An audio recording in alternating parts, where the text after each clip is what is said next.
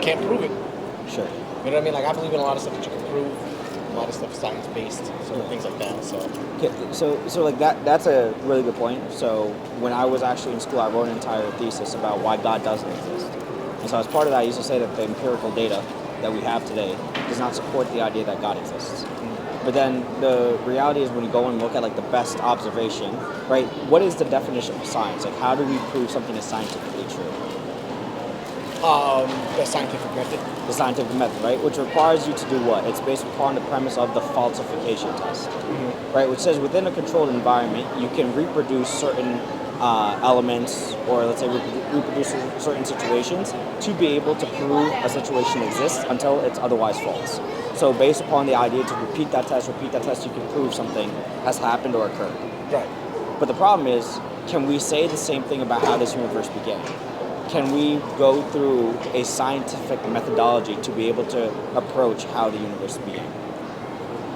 No, I mean we can't continuously create universes. Correct. Or one in general. Right. So the whole entire view that I had of this is that when you even look at like the theory about how the universe came to be, it's a theory, right? And within the Big Bang Theory, how many different theories are there? How many competing ideas?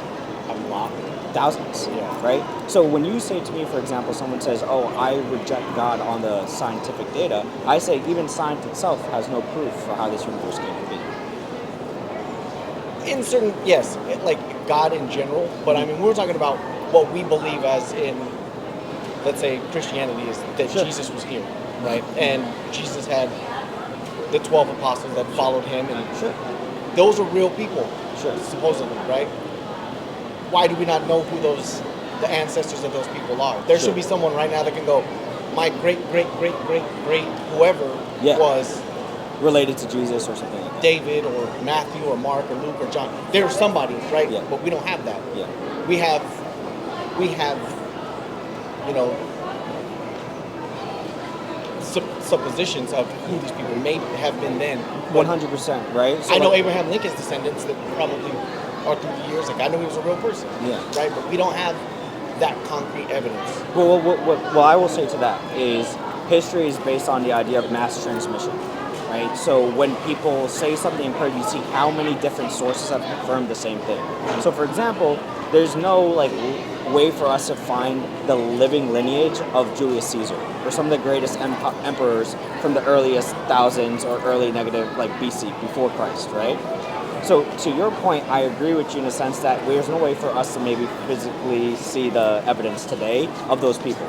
But that doesn't reduce the fact that, you know, historic evidence for those individuals certainly does prescribe that, at least that they believe in that person, that they existed. Right. But remove all that aside, those are the men. What we as Muslims believe, do you know who we believe or what we believe is God? The Prophet Muhammad. No. No? It's So- a misconception. That's a misconception, right? So we believe that the Prophet Muhammad was only a messenger of God, right? Okay. So that he received revelation and that he would transmit that message to the people. In fact, there's a narration for him where he said, be careful of how you praise me, or be careful of how you talk about me, because I don't want you to do what the Christians and the people of the other scriptures have done, which is praise the Prophet and then associate them to like a level of godhood. Okay. Right? And that's why we as Muslims are very clear that we also believe in Jesus, right? We believe Jesus is not only a prophet of God, we do believe in the idea that he's the Messiah that will one day return, but he is not God himself. So the question I have for you is, if a creator exists, I would say that that creator cannot be limited by creation, meaning it cannot die, it cannot be contained within a physical space, and that it has to be all-powerful, all-knowing, and all-able. Meaning that, and when I say all, like our idea of a strong is me, I hit 315 on the bench earlier today, right? That's strong. But when I say strong, it's far beyond our concept of human strength. Okay. Does that make sense? So Yeah. what we say is God is transcendent of this universe. Right. But then also, when we talk about, you hear in a lot of scriptures and stuff that God is all merciful, but also all, you know, Just or anything. yeah, like he can't be everything. Like he can't be one idea to encompass everything to the degree of like, yes, he believes in this, but he also doesn't believe in this. Yes, he's supportive of this, but he doesn't support of this. If he supports everything, then it's all of it. But it can't be all of it and none of it at the same time. So what's an example? Like trying to think of past trips for me to be in church and things that I've heard. But it's like all damning for sinners, Yeah. but also all loving of sinners. Like you can't condemn while support. Look, I'm on the same page as you. By the way, what's your name? Ayan. Ayad? Ayan, nice to meet you. So I agree with you on that, right? So that actually is not the concept of God's love in Islam, right? Because I'll tell you this. For example, what we believe of God's love is that His mercy is for all people, even sinners. So in that sense, His love applies to all people because in the Quran it says that it doesn't matter who you are, that you can turn to the Creator at any time, repent for the mistakes that you've made, and seek guidance and clearance. So what that means, Mike, is that you would have to A, recognize that you made a mistake, B, say I'm committing to change myself, and then C, take that step to change, right? So accountability. Yeah. So in Islam, we believe that mercy applies to all people. But then we also believe that Allah has a certain love. Like wadud means this strong love, right? For people that do God's will and live on that straight path, because in this world, it's so much easier to not live in a righteous manner. And what I mean by that is it's way easier for someone to gamble, cheat, have multiple mistresses, do whatever they please, versus a person that shows that level of discipline because they genuinely believe in the Creator. Yeah. Right? So that is how we separate the definition of God's love in Islam. Is that it's not equal for everyone. There is a special kind of love reserved for those that do act righteously and do show God's, way in their actions. Okay. Is that fair? Yeah. Right? And so I will say to you is this. In the Quran, the reason that I really love this is because of the fact that it has certain scientific facts in it that couldn't have been known, let's say 1400 years ago, by someone that was in the Arabian desert that was known to be illiterate, meaning he could not read or write. Yeah. Okay, so I'll give you a few of them, okay?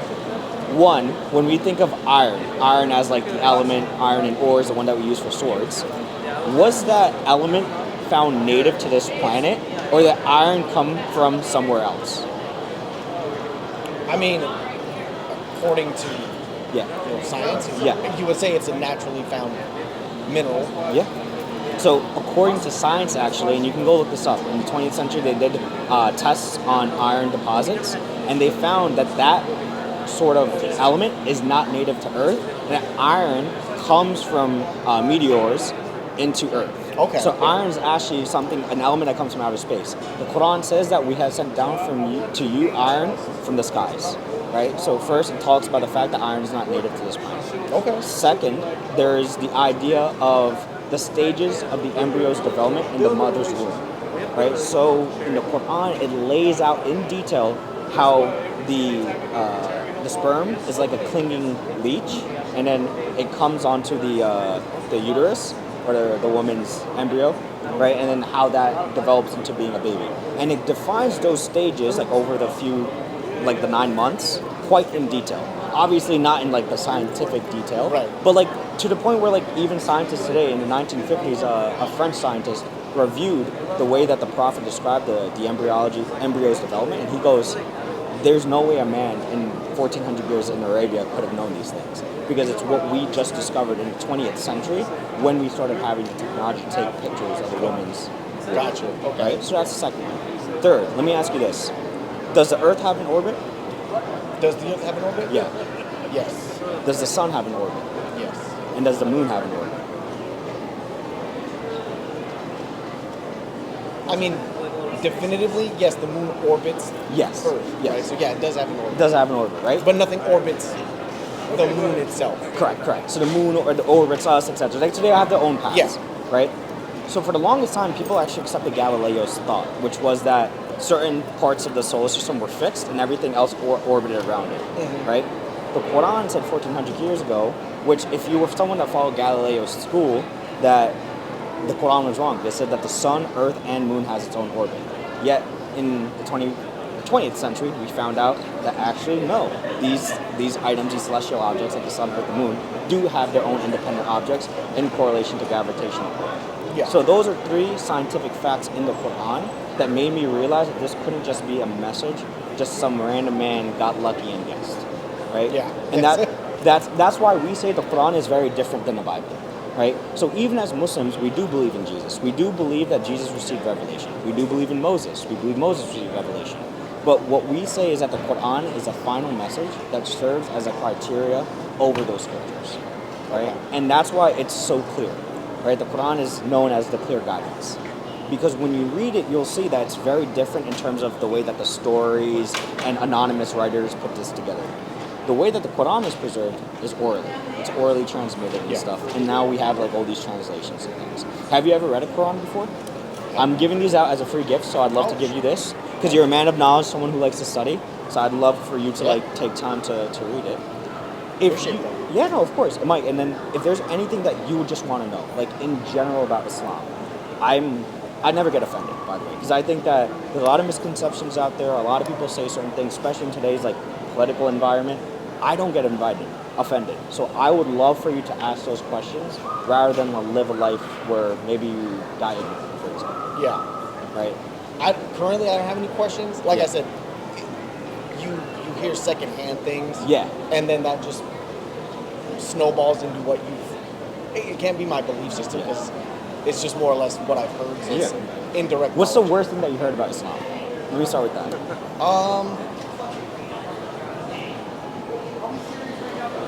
Let me guess. You're a terrorist. Anybody can be a terrorist apparently nowadays. So it's not really that. Anyone. I mean, the thing is they make Islam just seem like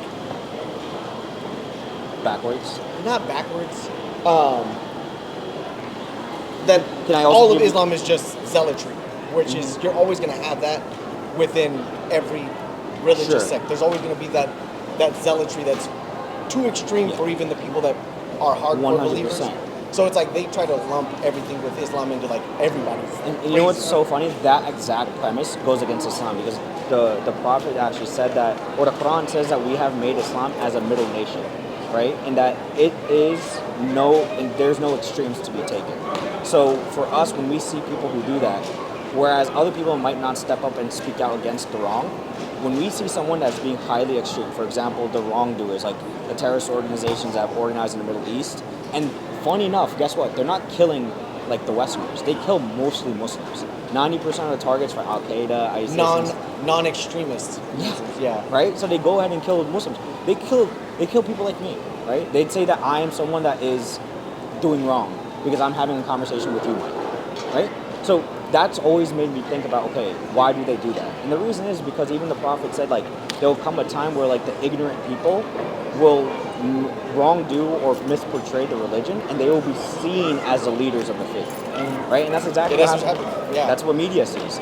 So that's why I'm here, because I grew up in this country. I used to be someone that didn't really believe in the idea of God or the idea of religion, but now it's like I see all this widespread corruption, and yesterday the Epstein files are leaked out, and I realized if there's so much evil in this world, there has to be a real justice in this world. That's what I think this is all about. This is what faith is about. And religion, I agree with you. Organized religion is problematic. But that's why in Islam it focuses on what's called Iman, which is the state of your heart. So focus on that, build the individual understanding and love for God, and then from there, gain knowledge. Because Islam is found upon knowledge. Do you know what the first verse of the Quran was? The very first verse of the Quran was Iqra, which means to read or to declare. And in Islam, it says the one that actually gains knowledge and teaches others is far superior in the eyes of the Creator than the one who worships all night long. Because being someone who's stuck in the corner of your room just praying all day and all night and not doing something about it is not benefiting society in the same way that it could be just as hurtful as people. I agree. Doing wrong. I agree, because you just because you're praying there and you're praying to God all day long, like do something, but yet you never take accountability for it. What contributions have you done for society? Right. So that's our view. Okay. Is that helpful? Yeah. No. That's. Now it's all Spanish over there now. Yeah. Now maybe you could surprise me. Maybe. No, I'm not that far. Even in stuff I have read, I can't say I can read it in Spanish. No, but I appreciate you, Mike, first off, just stopping by. Yeah. It shows how open you are. And in Islam, like I said, like the sign of a true believer is someone that's curious and asks questions and comes to learn. So I want to appreciate that. Thank you. Of course, man. Thank you for the conversation. Hey, yeah, no problem. You guys have a great day.